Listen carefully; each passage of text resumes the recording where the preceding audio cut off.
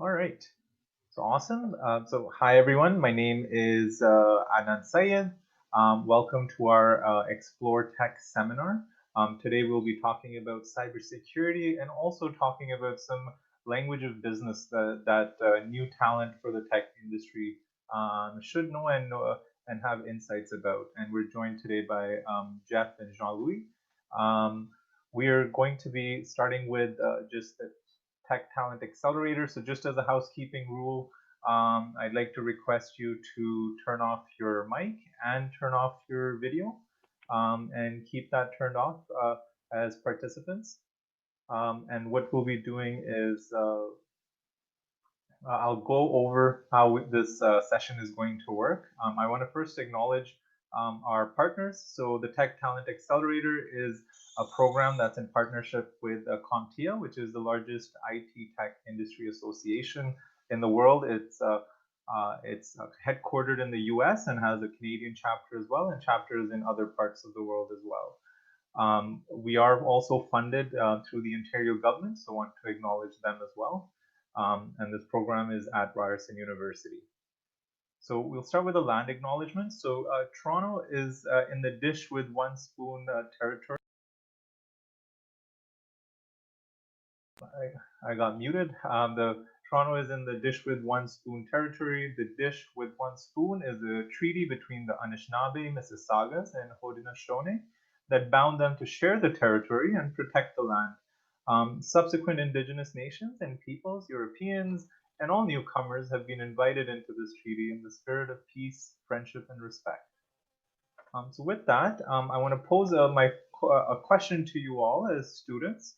If you can kindly do this in the chat function, we'd like to know what program are you in and what year are you in your program, just so that we have an understanding of who's in the audience from the students. If you're not a student and if you're a community member, please feel free to share your role and your company or organization name with us so we know where you're coming from. So in terms of our agenda, I'll give a brief overview of the Tech Talent Accelerator in terms of what the program is, and then we'll jump right into our ExploreTech seminar with Jeff and Jean-Louis. And then we'll leave some room at the end for Q&A, and there will be instructions on the slide, on a slide when we do Q&A for you to either ask questions or put questions in the chat function. And we'll work to end the session by 1 p.m. So in terms of just what the Tech Talent Accelerator is, so Tech Talent Accelerator is a training program designed to launch the next generation of industry-ready talent, specifically for the Canadian IT tech sector.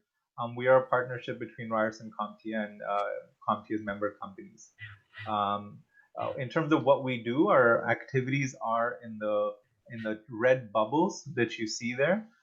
So in terms of ExploreTech, so here the idea is we would like to increase awareness about the IT tech industry within the student community here at Ryerson.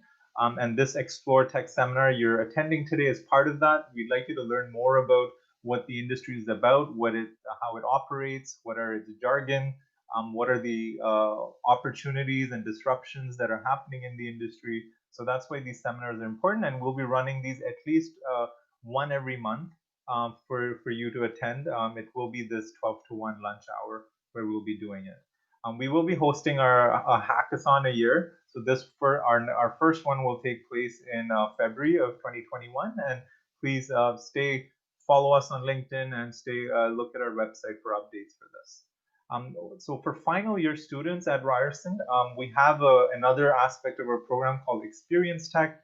Here we're looking at taking in final year students. We give them a kind of more in-depth training about the industry. We have our own modules, and then CompTIA as our partner is offered one course in kind and one exam for that in kind as part of their support for our program. So anybody that gets selected under our Experience Tech program would get access to this training, and then we work with our industry partners to secure internships for those students.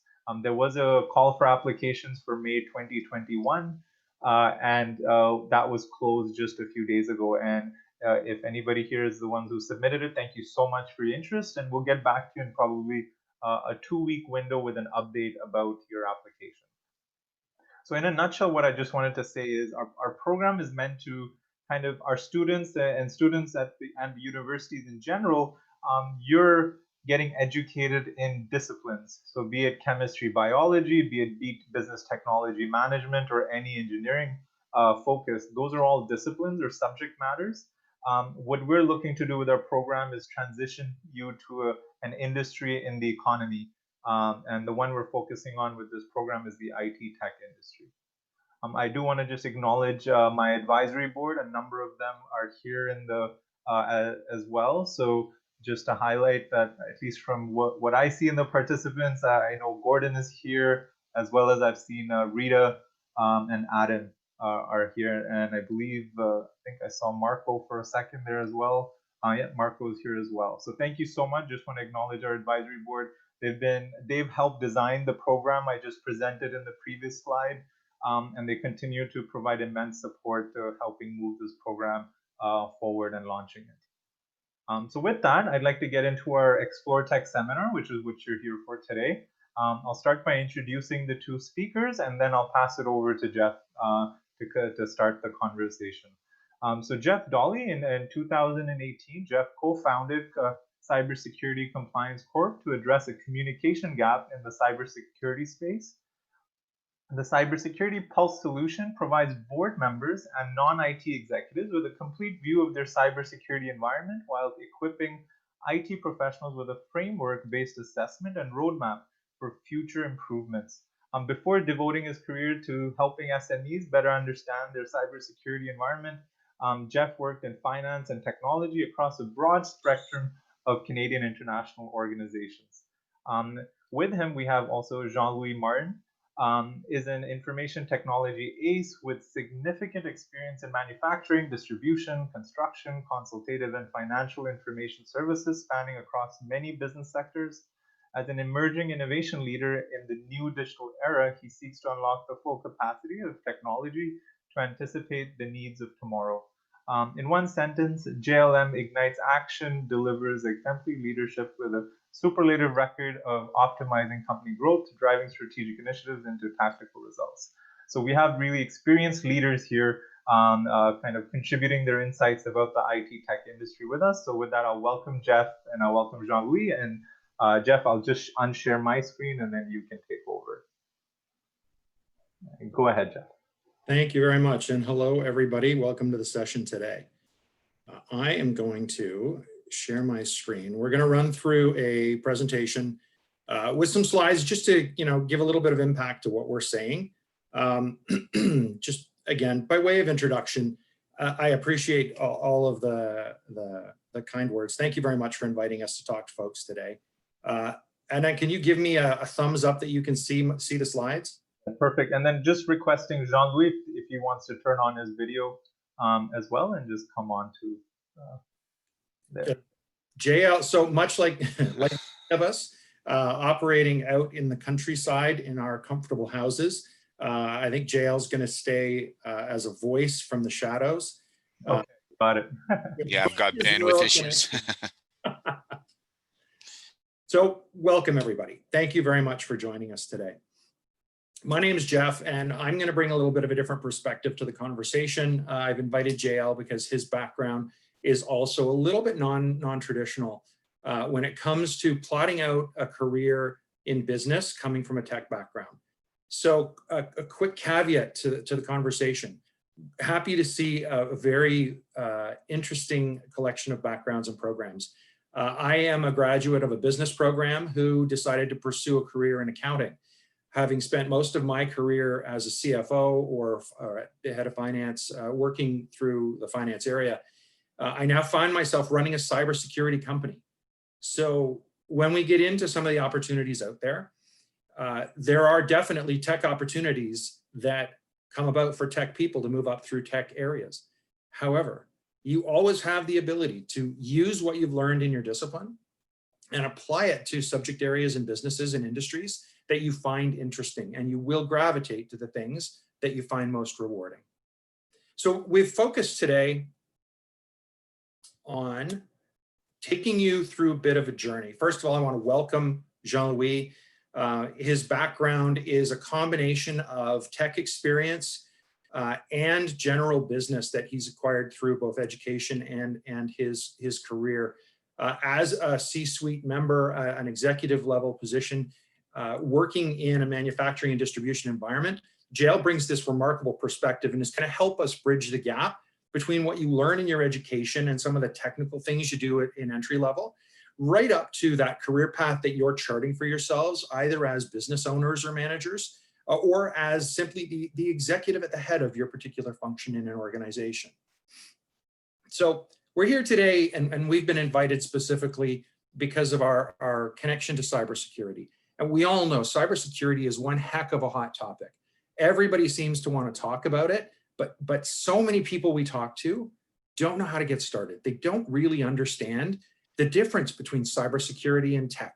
They don't understand where that line is drawn and the difference between technology and innovation and automation and risk, which is really what cybersecurity is all about.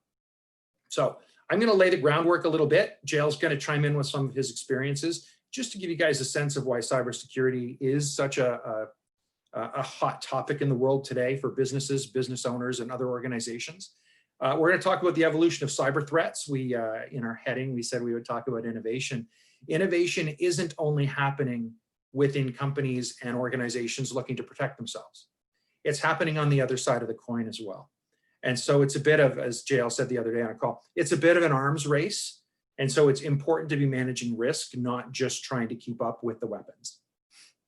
So we'll take you through the evolution of cyber threats, a little bit around innovation in the defense side of cybersecurity, and then to the real meat. We want to talk to you, in particular, the group on this call. And again, happy to see some of the programs and where you are in your programs. We want to impart some of the knowledge we've gained over the years around what it takes to go from being a technical specialist to becoming a real influencer in business. And through that influence, being able to bring organizations up to a higher standard, really help protect them, help drive improvements in cybersecurity and, frankly, across information technology. So we'll do a little bit of an overview, and then we're going to open it up to questions and fill in through those questions some of the things that we'd like students to take away as they look to their careers and how to take something away from each step along the way to position themselves for their ultimate goals. So setting the stage.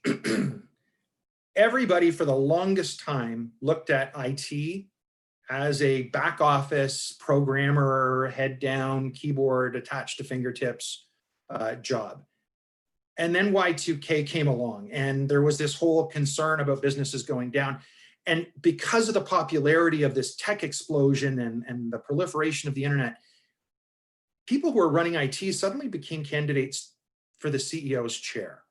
And now as we look at cybersecurity and its evolution, we see cybersecurity professionals moving into risk positions and actually being considered for those top jobs, because what you learn in cybersecurity is that risk management is what you're dealing with more than tech or automation or AI or machine learning. Those are all critical in technology, but at the highest level of an organization, security is about risk management.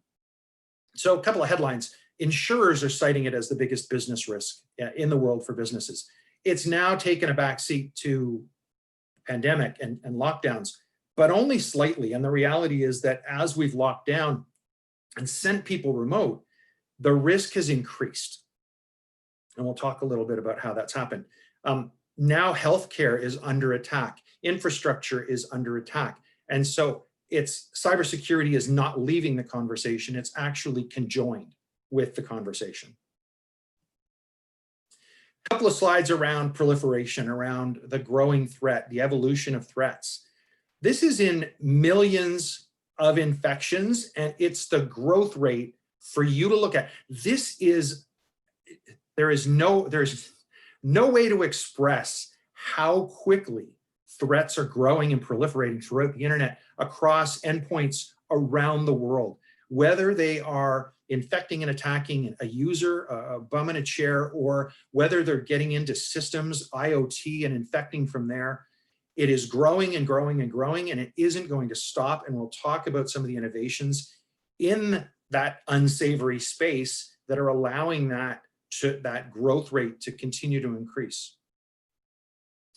To put things in perspective, the chart on the left of this slide shows you that through March, now remember, by the end of March, we were only a couple of weeks into our remote life and only just hearing about COVID and coronavirus, learning what these terms meant.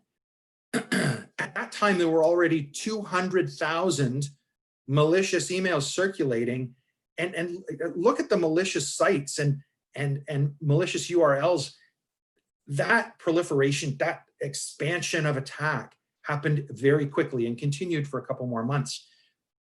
But the criminal element moves so quickly and is so widespread that on the right, you can see the line at the bottom, the yellow line, barely blips relative to the overall number of attacks running around the world every 2 weeks. That number is astounding. You think about 80 million, 100 million attacks every couple of weeks. That's what's going on in the world today. And so the flavor of the week or month or day really literally only is that. The conversation moves on. And so phishing attacks that were using CRA or the IRS or COVID relief moved on to Tim Hortons or Wayfair or Groupon, and on it went. And so these things, they do have a little bit of an impact from things going on in the world, but frankly, it is just this massive industry on the criminal side, which is why, no surprise, there's a huge demand for resources in the industry. Again, to the point of why are we caring about this? Why does it matter? Why is it important? Why is it something any of you are attending today? It's the value of information.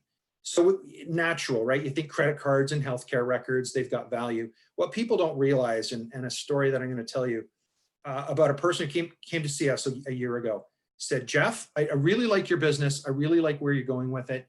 I'd like to talk to you about helping push the product. I said, great, that's really helpful because we want the story to get out. He went away for a week and he came back and he said, you'd be so proud of me. I said, oh, really? Because no story starts well with you'd be so proud of me. He says, I got an email from our president who is traveling in South Africa. And it said, I'm between stops, the car's broken down. We've got a huge problem. We're pulling into a mechanic. My phone's about to die. I need you to transfer funds to the mechanic so that we can get on the road and get to a safe place. And that was it. So the recipient, this person who's in our office, in our cybersecurity business, said, I recognized that this was from a scam. It was a scam email, it was a phishing email, spear phishing, targeting me from the president. So I responded, I know you're fake. I know this is a scam. I'm reporting you to the police. Unfortunately, what that individual did was validate their corporate email. And now that can be used to target others within their network. And whenever anybody goes to validate the email, the source email, it's a valid corporate email. What you've done is opened up, you've increased the success rate of future attacks through that one validated corporate email. So really important to realize that cybersecurity is about the value that an attacker can drive out.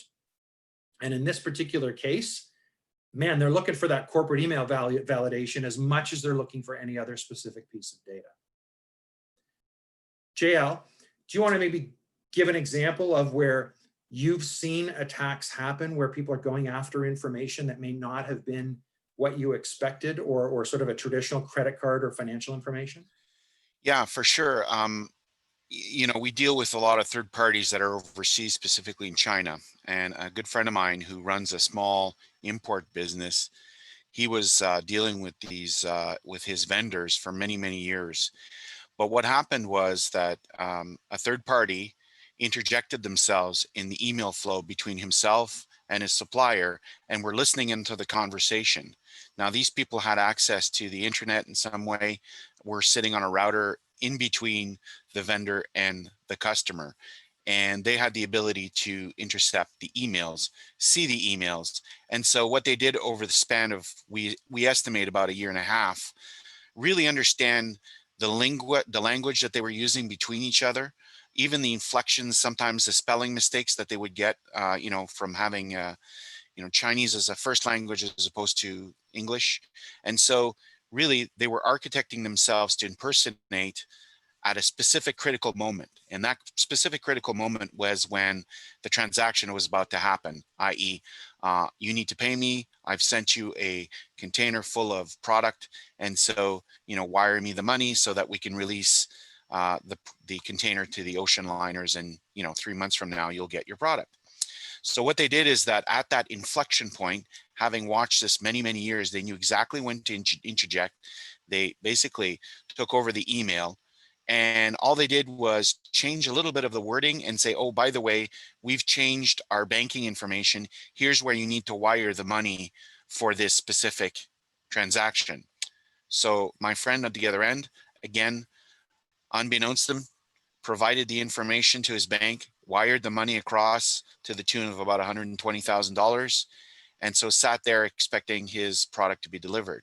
A few weeks passed and he didn't get an acknowledgement from his supplier, so he emailed them saying, where's the acknowledgement? Is the product on the ocean? What's going on? They said, well, we're still waiting for payment. And that's when everything unraveled and they realized that, they were scammed on both sides. So you really have to practice, multiple authentication methods, especially when it comes to, changes to banking information, so that you can safeguard against such risks.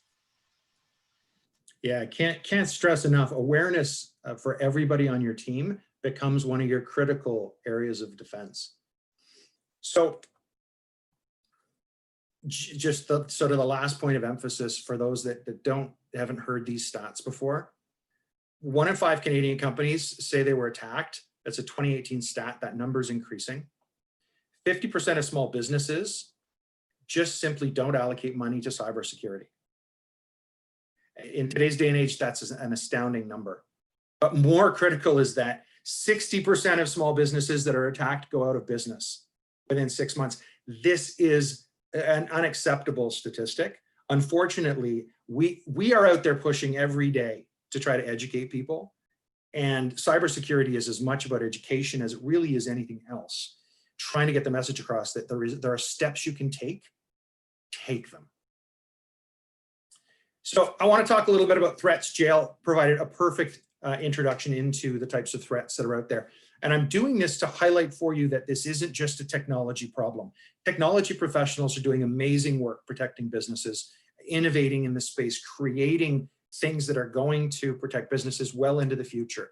But beyond that, there are behavioral elements that need to be dealt with, and innovation can't just be on the network protection side or endpoint protection side. It needs to be an evolution of how we see cybersecurity and how it's embedded in us as users in our systems. So to the point, just because you can't see it doesn't mean it isn't a problem. You need to be aware. The hackers are coming. I love this. This is a slide I start so many presentations with. The hackers are coming. It's that robed person with the hood who's sitting there programming in their basement trying to hack everybody. It's the people that go to hackathons, because they want to make their mark or have finally turned the corner and are no longer part of a criminal or an activist organization. Now, the hackers aren't coming for you. This isn't where the problem is. Yes, hackers are out there, and yes, they do attack, and often their motives are political in nature, or they want to make a statement. They're hacktivists, not just hackers, or bragging rights. There are lots of reasons for that. But they're not proliferating attacks on tens of millions of people. Organized crime is, and they're using social engineering to do it. And so it's really an attack through the user, not an attack through the technology. So yes, the hackers are coming, but they're not coming for you. Generally speaking, the hackers aren't who you should be afraid of. This is the guy you should be afraid of. If you're running an organization, if you're running tech within an organization, I know for JL, this is the type of stuff that's going to keep him up at night, right? This is everybody. This is us on today's call, sitting on camera with something behind us that has, like in this case, on a newscast out of Hawaii, the network password on camera for everyone to see. This isn't the only example of this type of behavior. There was a network in France that was shut down for 2 days because somebody on camera had the network password posted on a sticky note right behind them. Everybody sees it. It goes around the net. It's on social media. Everybody's hacking in. Shut the network down. Okay, be aware of what's on camera. It's new for a lot of people in this remote working environment. Really important to know what's around you. You cannot have this stuff show up on camera. Phishing emails, huge attack vector. Still, the #1 way that criminals get into your organization, get behind your firewall, is they are going to phish you. You are going to click on something. Why? Why would you click on something? I know this doesn't look right because I see all the red things. I look for domain names. I look for inconsistencies. Well, you do, but you're sitting at home and the dog and cat get into a fight and you spill your coffee and somebody trips on your cord and then you click a button and you've clicked on the wrong button. Explain that to your employer, right? You're going to feel awful. They're going to be shut down and you may be out of a job. It's important that everybody is aware of the risk factors. Phishing emails have become so much more sophisticated. We had somebody try to attack us earlier this year. Our accounting manager got an email that looked like it was from me. Very, very well written. As JL said, they've either practiced or had access to our stuff, which I don't think they did. Very well written, very plain English. And because we train people every month. They go through training modules online. They get phished. We phish our people every month to see if they'll bite. She recognized some inconsistencies and came to me through text and said, hey, Jeff, did you send this request to process this invoice? And I said, no, we shut it down. We didn't fall victim to that attack. And so we avoided the situation that JL's friend managed to encounter. IoT, super sexy area for the people that are in engineering on the call. My son has just come out of an electrical engineering program and he's working on something really interesting around IoT that's wearable med tech. Well, that's awesome. But if you've got a smart device operating of any sort, you need to know what the security parameters are around that. You need to know whether you need to be manually updating the firmware. You need to be patching. You need to be up to date. You need to know what network it's attached to and what exposure points there are. As IoT grows, as it makes our lives easier and better, it brings with it security issues. Generally speaking, efficiency and security operate against each other, and you need to balance. The cost of perfect security means you have no efficiency, no flexibility. But if you run at full flexibility, then you're lacking in the security area and you're exposed. It's a real balancing act, and that's why this is really a conversation about risk, not just about tech. Zoom bombing, we're not going to be a victim of it today because I know that the team has locked down Zoom for this call. And if it were, it's not as big a deal as when the US government has an attack with somebody throwing out hate speech and pornography onto a call like this. That's a genuine problem. Zoom came along and made us more efficient, but they out of the box, they provided a tool that was unlocked. And most people don't know that you need to configure your tech in order to keep it secure. Now people are a little more aware, but Zoom bombing, gosh, one of my favorite words of 2020. And finally, and again, to JL's point about attacks coming from wherever and attacking people that aren't traditionally cybersec. This is a picture of a plant in Turkey that refines zinc from recycled steel and turns it back into zinc pellets to sell back to plants to use to galvanize steel. I worked at this plant for 10 months, and for 8 of those 10 months, the plant was under constant attack and sabotage and all kinds of problems. And it was only after 8 months that we realized that we were subject of a man-in-the-middle attack, an eavesdropping attack, like similar to what JL suggested. Somebody was listening in on all of our emails, and it was an internal resource. They had turned on the company, working with a junior partner trying to take the plant over. They were stealing goods, right? And as we were trying to catch the thieves, they were a step ahead because they were listening to all of our emails and reading them. So that cyber attack was combined with other attacks in order to drive what they were after. You need to be aware everywhere. It's not just in tech companies.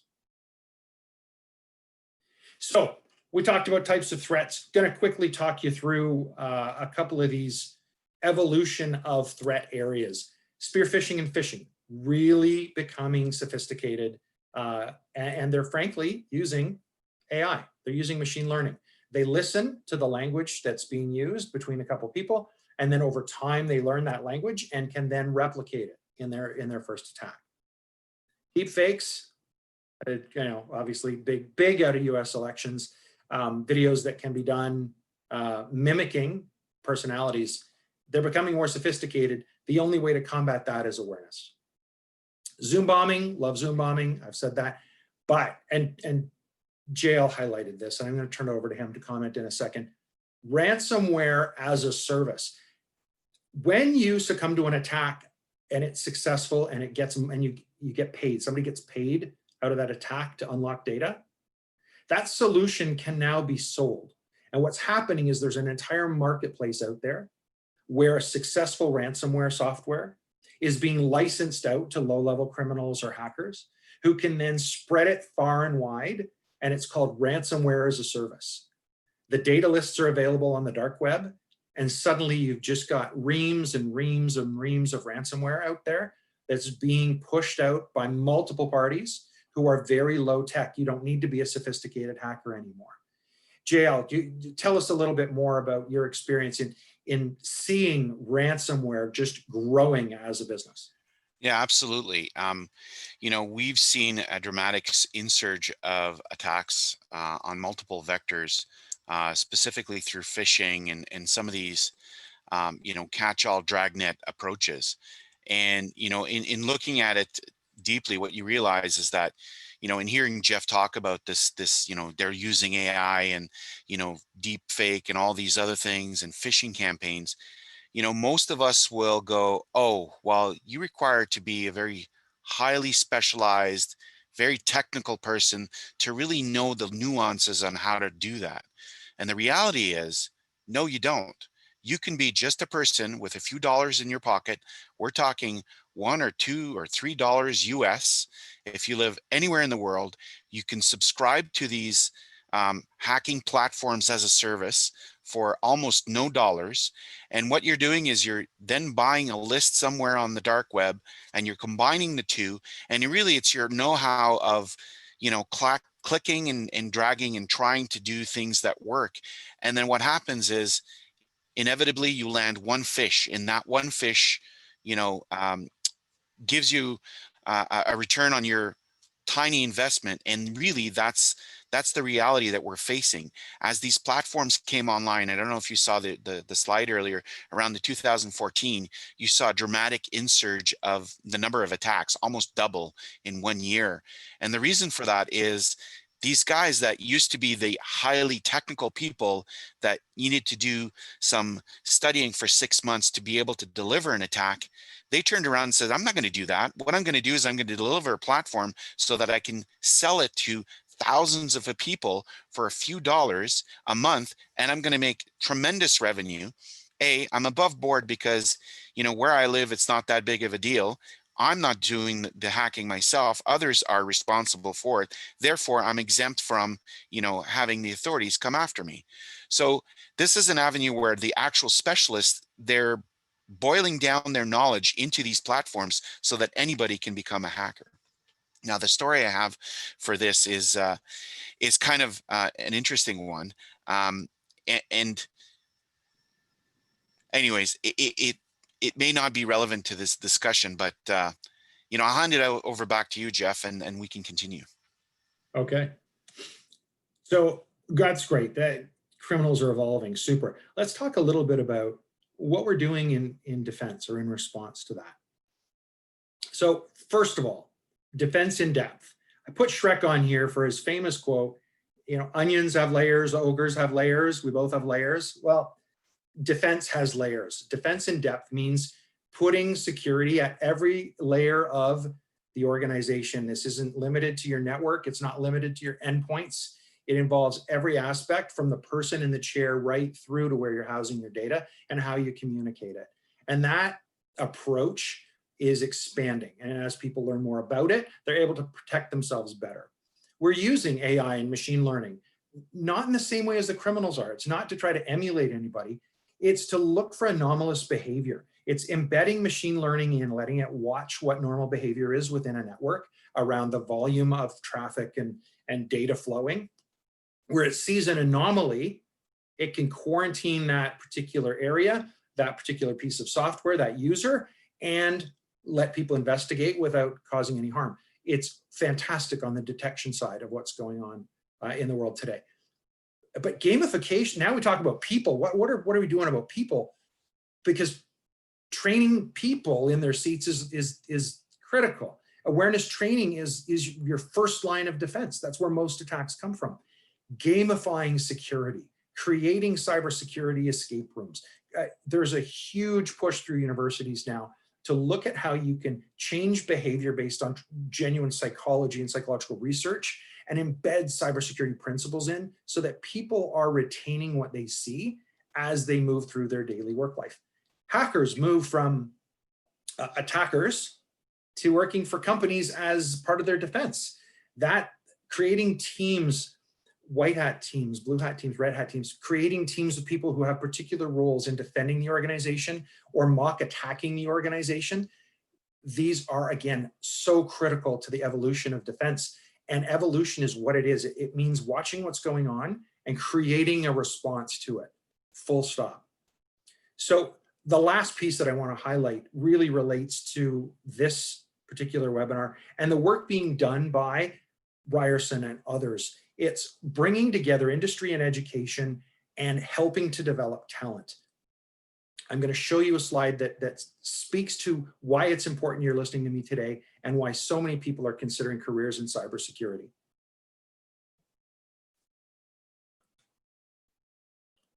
Before I do that, really, what's the best thing we can do for you today? Well, it's to talk about bridging the gap between IT management and non-IT decision makers. And make no mistake that as most people start their careers coming out of technical programs, their aim is to get to the head of IT. Like my aim was to get to the head of finance as a CFO. But there comes a point where you can't continue to go up through the ranks unless you can look across functions and express yourself in a way that the entire business can understand. So a couple quick sort of movie quotes, highlights to reinforce. One is there's an advisor talking to the president of the United States. The advisor says during this crisis, I think the important thing is not to make it look like we're panicking, right? Concerned about the media's view of what's going on in the Oval Office. And the president says, see, I actually think the important thing is to not be panicking. All I want to highlight is that your actions are going to speak louder than your words. So when you come to the table in your organization and you're talking about putting the business first, when you're talking in a general business sense of how to move things forward, you can't just be advocating for security or tech. You need to advocate for what's best for the business and look at risk across the business and do things that are stage appropriate. Your actions will speak louder than words. And then second, I hate to say this, everybody says it's because I'm an accountant, but everyone will tell you, and I'm going to get JL to chime in, learn the language of money, because that's the language of business. Whether you're a not-for-profit, a public entity, a private entity, you need to be aware of budget dollars. You need to be aware that there is a fight for resources, that there are constraints, and you need to be stage appropriate and budget appropriate in your recommendations. You can't say the sky is falling and we need to spend whatever it takes to fix it. You need to say, yes, there are some problems with the sky and things do fall, but we need you to put up the stage appropriate structure in order to do the right things to protect us from being an easy target and then protect against the outcome of the attack as well. JL, do you want to talk a bit about those characteristics and what it is that helps bridge the gap between technicians like accountants and IT professionals and cybersecurity professionals, and then being able to be a manager and actually gain a voice within a business? Yeah, absolutely. I mean, as a tech leader and been in tech most of my career, one of the things that I learned to do is to not talk technology to business leaders and talk business to them so that they understand where I'm approaching. It doesn't matter which acronyms that I used and, you know, all the fancy words. Really, you need to boil it down to what would a layperson, and I don't mean that in a derogatory way, but what a person that doesn't understand the buzzwords you're using or the concepts you're trying to convey, what do they understand? Well, they understand risk, and they understand cost, and they understand damage to the business. So really what you have to do is you have to almost have a secondary set of languages so that when you talk technical to the techies, no problem. But then when you transverse across and you talk to the, you know, across the aisle to your peer, you got to talk in a language that they don't understand, i.e. it's going to cost a little bit of money up front to put this risk mitigation strategy in place, but the results are this: we're reducing the risk. It's never a 100% done deal. I mean, you can never establish a beachfront that's 100% safe. But what you can do is you can put safeguards in place, early detection that people do understand. And the way that you talk to the business is by giving them an example of what would happen if you were to be hacked and what the risks are, the percent risks are, if you don't have some of these safeguards in place. And that by far has always landed me, you know, the amount of investment money that I needed to put some of these cybersecurity safeguards. And you always have to tell people that it's not a done one and you're done. It's always an evolution. And I use the term, arms race, because people really understand that concept, i.e. I put in the safeguards, and then the bad players, bad actors put in more sophisticated capabilities. Therefore, I have to increase my ability to defend against those new approaches. And the other place that I would say that yields a lot of fruit in them understanding is that you give them the best, the good, best, and better approach, so that they understand that you can do the bare bones minimum, you kind of do the middle guy, or you can go all out and spend outrageous amounts of money, and still your risk portfolio doesn't change that much between the bare bones, the middle ground, and the high investment. Typically what I've found is they'll err on the side of caution and probably push you towards the middle ground, saying, okay, this year we can afford X amount and we're looking for this kind of protection. And as new things are coming in fruition, you're already anticipating that as part of your fiscal budgeting cycle. And that, I think, by far is how you talk to the business, is by talking the language of money, risk, and return on investment. Yeah, that's great. I can tell you, even coming from the finance area, that it was always the same. Inevitably, conversation around budget came up, and I made a point of advocating for budgets in operations and marketing and sales, and only occasionally for accounting. Why? Of course, I wanted more resources in my area, but for the business, that wasn't the right thing to advocate for. The business needed to grow. The business needed support in other areas. And that was the distinction between myself and other accounting colleagues who focused only on what they needed to do their job in their function. Now to the fun stuff, and to everybody on the call. We're going to open up to questions in a minute here, but really want to reinforce that as you look at opportunities in industry, technology itself is always in demand there, especially in a remote, digitally enabled environment. But when we talk about cybersecurity, we're talking about millions of opportunities around the world, and that number is only growing as threats increase, as people stay remote, as businesses try to go online. And frankly, we're starting to see governments talk about increasing funding in areas to protect smaller businesses who can't afford to get started. And those conversations being led by groups like us, saying, we need to come out of this safely. We can't just come out of pandemics digitally enabled and then have 60% of our businesses destroyed, or 5% or 10% or 20%. It's about ensuring everybody has a starting point, and filling this resource gap either with bodies or with products is critical. Which really leads me to this conversation about opportunities. And we're gonna pivot to take some questions for anybody who has them. At the same time, we're gonna throw in a couple questions that we think that you might want to know the answer to, but open up the discussion. To separate things, there's industry, Okay, so a company like JL's company, who they don't specialize in tech, they specialize in manufacturing distribution, but they have a tech department. And so as you work through a company, you start as an IT technician or a system administrator, web developer.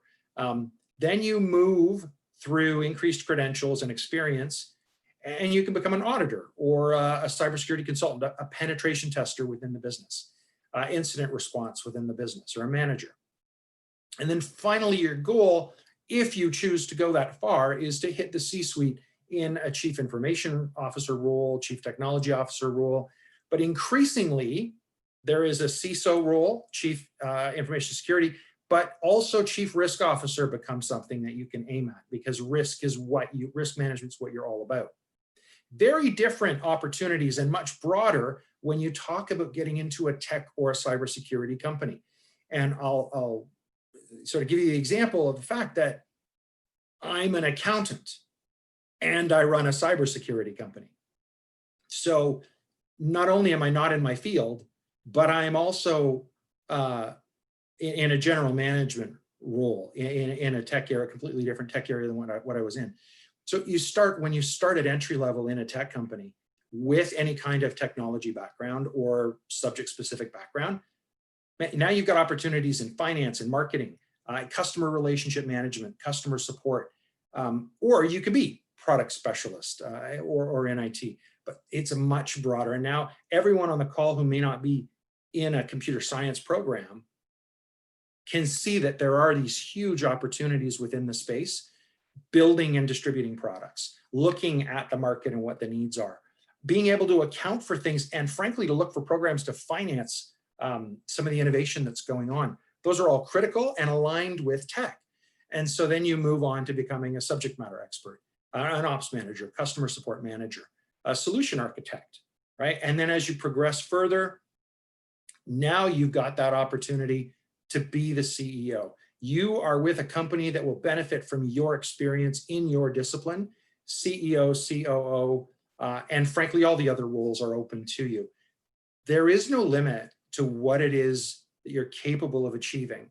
Setting your goals and then building the skill set to achieve it is what's going to take you as far as you want to go. So with that in mind, I'm going to open it up to questions from the group. We've got a few other things that we want to comment on if we don't get questions in. In particular, JL and I both have views on the characteristics that are most important for people looking to embed themselves in businesses and grow their careers. Anna, do you want to run the Q&A, or would you like us to manage it through the chat?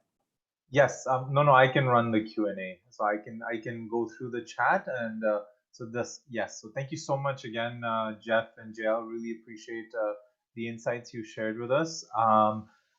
It is time for Q&A from the participants. So again, as you can see on the slide on that, you can either ask a question through the chat function, or any emoticon you see at the bottom of your participant list for Zoom. If you clicked it, you would kind of come up to the top of the list for me, and I can unmute you, and you can ask your question verbally from Jeff and JL.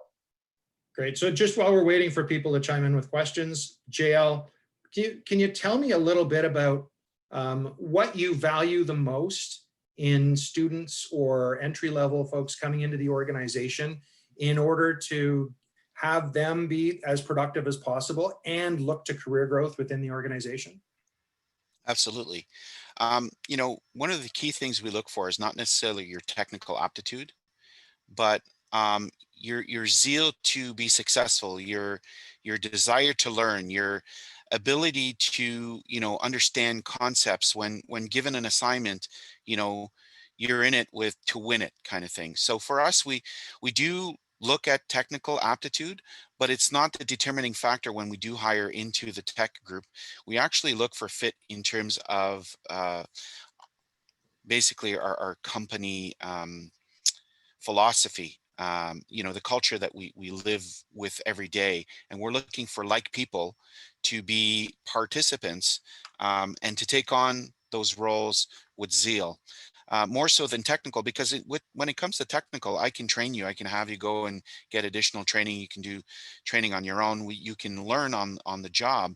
But if you don't have those soft skills that we know you're going to be successful, then you become less viable as a candidate. So that's what I aim to look for in anyone, and it's the ability for you to articulate, explain the situation, learn by question. Never be shy about asking questions. If you want to work for a company that will value you, then they will value the fact that you're asking questions, because that means that you're trying to learn and understand. And that, in a nutshell, is what I would say gets me interested in a potential candidate. So Co-op opportunities, and as well as some of the residencies are awesome as well. You get to really know a person by them working into the team. awesome. So thank you for that, JL. So as a follow-up to that, I'll ask kind of a follow-up. Can you give an example of like a kind of an entry-level staff? They did a task and they kind of blew you away with the way they did it, and you were impressed by what they did. Like, would you have an example like that? Yeah, absolutely. I have several examples of people like that in my department currently, and one of the young ladies actually came from operations, and we were looking for a developer of CRM. Not quite, somebody very specialized, a developer. And she raised her hand. She says, "Look, I'm not a developer, but here's what I bring to the table. I bring experience, zeal. I can, dig on my own, do research on my own. I'm willing to work extra hours." And she prepared a bit of a, not really a PowerPoint, but kind of like a document that explained what she would do in terms of taking on that role and ascending to that capability within 3 years. We were so impressed with her that we hired her. We brought her from operations into IT, knowing full well that she was more of a junior role. And then we're willing to work with her because she showed us that she has the capability and the intellect to basically grow into that role. So she proved out her case. She essentially wrote a business case to prove to us that in 3 years she would be in that role that we're looking for. Not only that, but she would be more valuable to us because she understands the business, having worked in operations. So she highlighted, again, she talked in the language of business. She highlighted what the value proposition was in her in that role in 3 years. So that's a really good example. If you're heading into a company you're not quite sure of, demonstrate the abilities that you have, what you've done at school or outside of school, in running a project, in leading others, in solving problems, because really that's what we're looking for. We're looking for people that solve problems. We're looking for people that are not just going to throw acronyms, that are actually going to talk the language of business. I think by far those are the attributes that we look for the most. Awesome. Thank you for that, JL. So I can, there are questions in the chat function. I don't see anybody raising their hand to ask through verbally. So there is a question around, students indicating that they worked as a business analyst in their past role. How can they pivot into cybersecurity right after graduation? Anything you'd like to share there? Yeah, it's a great question, and not uncommon for people to say, I've done this in the past, or this is my education, but I really like this other area. And the answer in particular in cybersecurity is that there are credentials and micro credentials out there that give you it's a sense of credibility, and more importantly, teach you the language of cybersecurity. CompTIA is an organization that provides that type of certification, where if you want to learn the language, you do certification through them on top of what you've done in the past or what your education is. And suddenly when you walk into that role in cybersecurity, you exhibit the characteristics that JL talks about. You talk about more than just network security. You talk about risk. You talk about a more expansive, so I want to contribute to the business. I want to contribute to risk management. I understand cybersecurity is more than just, but here's my technical, and I did my credential at CompTIA, and here's what I bring to the table. That credential is really going to open the door for you, but it will not get you hired. And that's where JL's advice is pretty strong. It's about coming in and saying, I'm here to help the business. And what I've done to make sure that I can in this particular cybersecurity role is gone and got a credential to pair with my existing experience. Exactly. Marry your, and then demonstrate to them that even though, you know, my experience as a business analyst, not necessarily related to cyber, I do have the background for cyber. So combined together, I can be an effective business analyst as a cyber analyst, right? So you bridge the two together. And most companies will, you know, look for that kind of skill set. Yeah, the other piece that you can do is look for roles within cyber or tech companies, so that as you get into it, you start off as an analyst working on where their software is, their proprietary software is, and you learn the language that way, and that positions you to be in cybersecurity moving forward. Indeed. Thank you for sharing that, Jeff and JL. So I have another question. This is more on the cybersecurity threat side, around how well are we protected with just, you know, kind of the resource and capacities of computers kind of going up, and also especially with 5G coming into play in networks. What are the implications in terms of cybersecurity there? Right. It's super fun. So the reality is that that power is available on both sides of the equation at the same time, or very close to the same time. So as much as the other side, the unsavory side, is able to attack using stronger power, machine learning, AI, you know, supercomputers, 5G, that's great. But we have all access to all of that on the defense side as well. And, you know, much like the first electric car that was ever built, produced, and driven, that was out of everybody's price range. And now, what do we see with electric vehicles? They become mass produced. They're able to be consumed by more people. Same thing's happening around cybersecurity, right? You innovate and then it becomes affordable for the masses. But it really is a bit of a red herring question, which is fantastic. Because the gaps, the issues, the attack vectors are not your computers. It's not the network. That's not where people are coming in. It's the people. And so the innovation that we really need is creating awareness and changing the behavior of people sitting in chairs that, you know, that particular interface between you and your keyboard, that's where the risk is. That's where we need to make the biggest gains. And unfortunately, people seem to still be resistant to it. But the risk of 5G and other technology-related gaps is nothing compared to the risk of an uneducated workforce. Yes. Absolutely. By far, my biggest risk in the entire organization is not my infrastructure, it's not my network, it's not my firewall, it is the user, and the user's lack of awareness of what they're doing and where they're clinging, because they have augmented privileges within the network. So if their user account gets compromised, then the hackers have basically got a foothold inside your infrastructure. And from that elevated security profile, they can then start moving laterally and then using hacker technology to kind of compromise your servers. But that first beachhead, that one entry, that front door is the user. Everything else, I can guarantee you, is very well defended. Awesome. Thank you for sharing that. So just again, we have Jean-Louis for another minute. Is there any other questions that anybody here in the call wants to raise? And again, you can just verbally say it. Just raise your like add an emoticon for raising your hand or anything like that, and I can let you just ask your question yourself. So there's a very broad question around the future of cybersecurity. What does that look like, Jeff and Jean-Louis? Yeah, why don't I let JL head on to his next call, and I'll answer the question. JL, thank you so much for joining us. Thank you, everyone. Thank you, JL. Good luck. Good luck, everyone. Bye-bye. Thank you. Take care.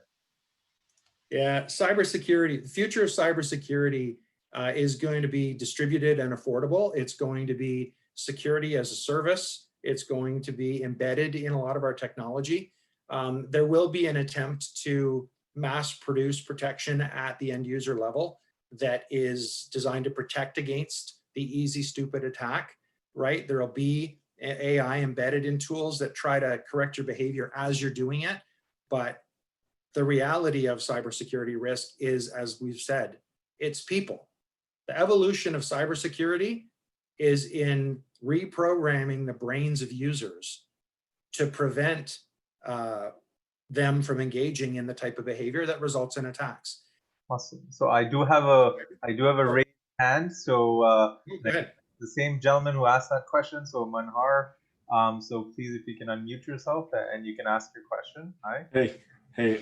So actually, yeah, I wanted to kind of follow up. So if the problem's always going to stem from the people, like how do we, like, I feel like biologically we're always going to have like things that are going to be able to hack us, you know, like we're going to have inefficiencies or like just inherently.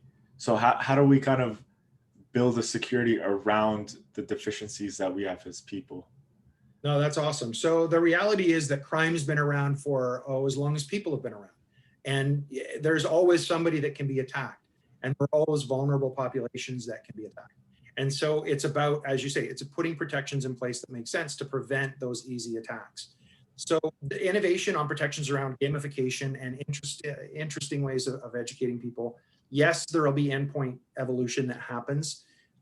But in a business, it's about role definition. It's about policy enforcement. It's about running automated password or password managers, automated password evaluations or password managers. It's about automated patching. So there are a whole bunch of things that you can automate to protect the network. But this segregation of duties or segregation of roles and no role sharing, these are a whole bunch of little things that are going to be done where they'll be enforced by software rather than just being policies as you see today. That will make a huge difference into the exposure side. You're also going to start to see things like multiple networks in homes where people are remote, where they're running personal or gaming or exposed traffic through one network conduit, and then their work or secure information is coming through another network altogether. And you're going to see this segmentation proliferate as costs come down. And I can't stress that enough. As more and more research goes into not just bleeding edge innovation, but in making it affordable for everybody, it's raising all boats. It's not just having one super tanker. It's raising all boats, right? That's what innovation is going to be. For a long time, electric car is best example. Everything was about making one good prototype electric car. All the work that went into that. But until that could be mass produced, it didn't matter to life on Earth. Now it matters. Cybersecurity is the same. You get a lot of people driving really intense tech, deep tech innovation.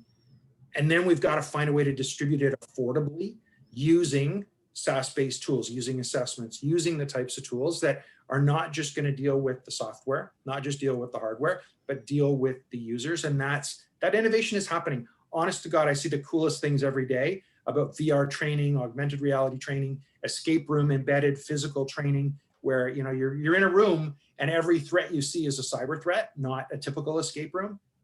Man, those lessons really resonate with you when you're in that situation. So that's the stuff that will evolve. You'll never keep up. And so the last point I'll make, and it's again, thank you for asking it. You can't just plan to protect. The framework we use is called NIST CSF.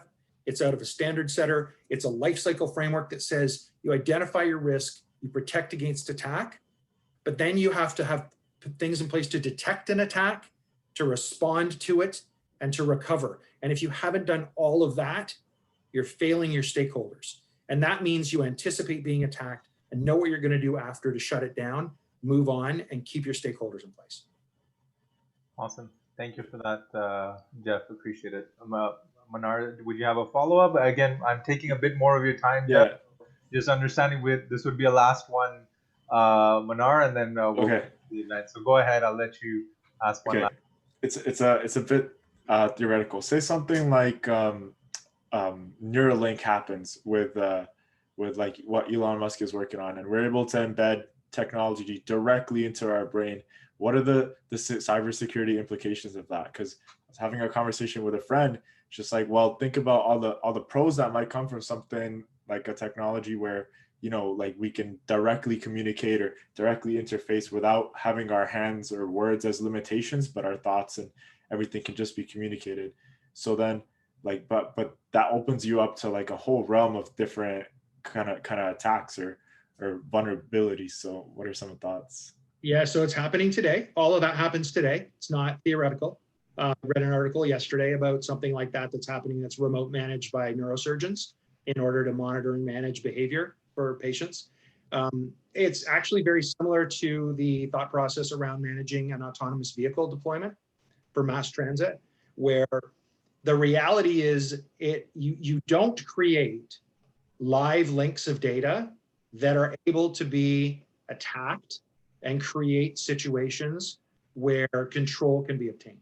Okay, you end up with closed decision making within whatever the entity or vehicle is. So if you're talking about injecting nanobots or embedding technology, you don't allow an external party to alter the behavior of the host. What you allow is the technology in the host to operate as like a closed circuit in order to augment decision making or alerts or whatever. And it is sending out potentially, yes, it changes cybersecurity, but the reality is that all of those principles are already in place and they're being used for autonomous vehicle mass transit pilots and other types of, you think about a car that's being driven autonomously, a Tesla, you can't attack the car because it's reading all these signals everywhere. The decision making around the car is in the car, And that means that you can't, without physically connecting a wire to it and, I don't know, hanging onto the side with some magnetic device, you can't drive the car remotely because it isn't communicating with anything. So that's the thought process. It really is just dealing with scenarios that exist today and continuing that evolution. But I can't stress enough, the standards around this are evolving. They're not complete. Even in autonomous vehicle, they're still trying to catch up with what the innovation is doing. And so for a period of time, we will be exposed in all of that type of technology until the standards catch up with what we're doing on the innovation side. Awesome. All right. Well, thank you so much, Manhar. Thank you, Manhar. Thank you for the question. So with that, I did want to close the event. I want to thank you, Jeff, for your time. We did take about 12 minutes extra of it. Really appreciate you sticking around and willing to continue. And thank you for the insights you've shared. So again, for the students, please follow our LinkedIn page. We are updating that first whenever we have new events or activities that we're putting out there for you. So do follow that on LinkedIn.